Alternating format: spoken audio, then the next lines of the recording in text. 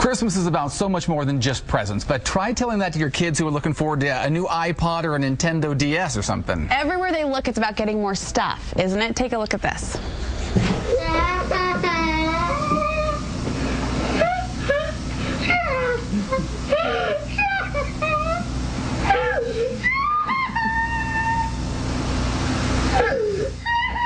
I take it he didn't get what he wanted, or is that the story? Here's the video. The impact line then comes on. It says nobody wants a Microsoft Zune for Christmas. See, it tugs at your heartstrings. Like that poor little boy. Yeah, you don't want to be the putz that gives your kid some present that makes them cry on Christmas morning. You don't, but this Christmas is going to be different for a lot of families. It really is. A lot of Santa might not be able to give the amount or the quantity that he's given in years past. So what do you do? Well, we brought in relationship coach Matt Townsend to weigh in on the Christmas consumption. Yeah, Matt, now you and I, between the two of us, have like about 10 kids. You love the reaction, the happy, the ecstatic, oh, I'm going crazy. You don't want to be the one that you know, cries. You want to be the giver. Yeah. You want to be the one that makes their day, that creates all this excitement.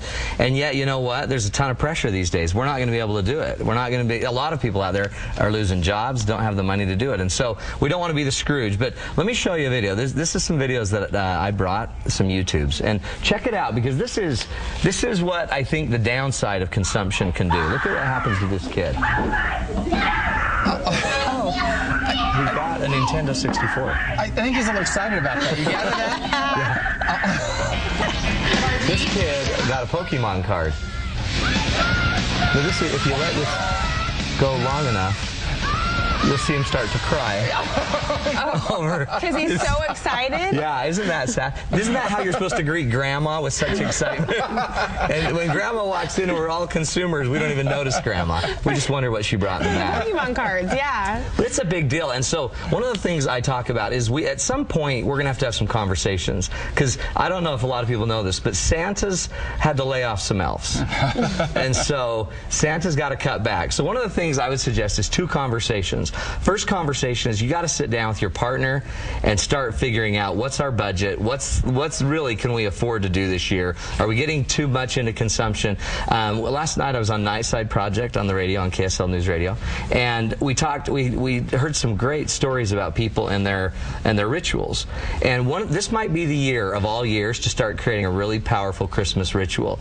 In fact, Ethan Millard on the show talked about how his favorite point of Christmas was driving around. They didn't have a lot of money, so they went out their cheap little Volkswagen van, piled 7 kids in, and drove around and just checked out lights. Yeah. And drove around and created this great spirit. So as a couple, you two need to sit down and say, look, what can we afford really? What expectations do we need to set? You got to get on the same page, and maybe you ought to start saying, what are some traditions or rituals that we used to do as a family that we want to bring down to our kids? Don't you think, too, there's a reality check, I think, happening for a lot of parents this year? I mean, we're kind of talking about the kids and their disappointment level, but like you said, parents want to be the giver, and a lot of parents are going to have to cut back themselves. Oh, yeah, and all of a sudden, now you got to deal with the fact that how you've done this for the last 10 years is kind of set a precedence for how you got to do it this year. So this, for those of you that have younger kids, this might be a great year to start setting a precedent for all your future Christmases.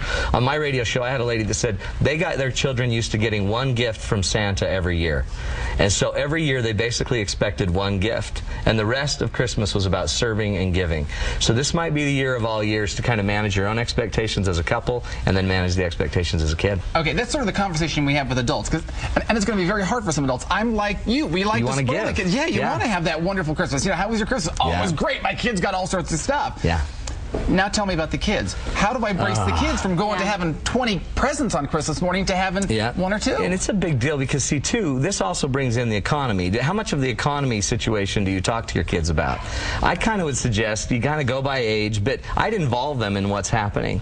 What's happening to the economy? What's happening to the fact that people in our neighborhood are losing jobs? There's some of your friends that can't afford Christmas. And I'd say times are tough. I'd try to explain the best I could on their level the economic situation. Don't scare them. You don't want to be Scrooge either, but I guess part of this is say, you know what, times are tough, and because there's so many people out there that aren't going to have some, Mom and Dad have decided to cut back a little as well. And maybe we can go help other people that don't have it, or I might even suggest if you're talking about Santa, you might say, even Santa's going to have to help so many kids this year because there's not enough out there for parents to help, that Santa's going to have to pull back. I had a friend that told me the other day, she said, you know, the economy, the situation hasn't only affected me personally, but I feel I need to educate my kids because it's affecting so many of their friends and their their friends' families. I mean, it's a conversation you need to have across the board. And you don't, I mean, kids are pretty, you know, kids notice that their friends don't dress like them. But this might be a really powerful opportunity, too, to get a conversation going about what is okay, how do we treat people that don't have what we have. It's a great opportunity to open up dialogues. This could be a really horrible time, but I also think this might be the year that you really do something different that makes a difference. You know, my daughter just had a birthday, and my wife was saying, you have so many presents, you have so many things, why don't we take one of your presents you might be getting for Christmas and give it to someone else who might not be getting something? And she said, no, but Santa brings to everybody. He'll just bring to them. How do you discuss that without, you know? So some of this is kind of setting the expectation, too, that it is Santa and it's moms and dads. And if Santa could give to everyone if moms and dads had stuff, but Santa also has got to take stuff to moms and dads. And some dads are losing jobs, some moms don't have jobs. And so Santa's got to spread it out more. If we don't have as much money for just the adults, we have to spread the gifts out as well. Do we have to let our kids be disappointed? I mean, do we have to let them feel that disappointment to learn really what it's all about? Part of it is, I think, we're the ones that make the holiday. We're the ones that set the expectations. We're the ones that create the memories. If you guys think back to your greatest memories, for that kid, it was getting the Pokemon card and getting his Nintendo 64. But for most of us, what we think about as the best holidays were the ones where we did something really special, we were with special people, or just the memories of getting up and being in our pajamas around the Christmas tree. So they're usually not always based around an object or a thing. So do we have to let our kids be disappointed? I don't think so. I think what I do is maybe spend a really good conversation talking about your blessings. Count your blessings. I believe it. Count it. Name them. One by one. Heard the song. Then what I would do is take your blessings as a family. This might be a great activity. Moms, dads, kids, sit down, and let's spend a whole hour talking about how blessed we are as a family. The world's not as blessed because of all the problems. We're blessed this way. Then take your list of how you're blessed, and then let's start taking some of those blessings off, and let's go serve other people with those blessings. And then make that be the activity around Christmas. We've been blessed. Some families aren't. Let's take our blessings and let's go serve. Great ideas. You know, Matt's got, of course, his radio show. I mentioned Nightside last night. You got a radio show every Saturday. In addition, the special fun date night coming up. You just had one a couple weeks ago. You got another one coming up in January. It's tons of fun. This is where you bring your partner, your husband, and we'll fix them. We lift them up on the rack and we adjust them. And everyone's like, sign me up. And then they'll give you the best presents ever.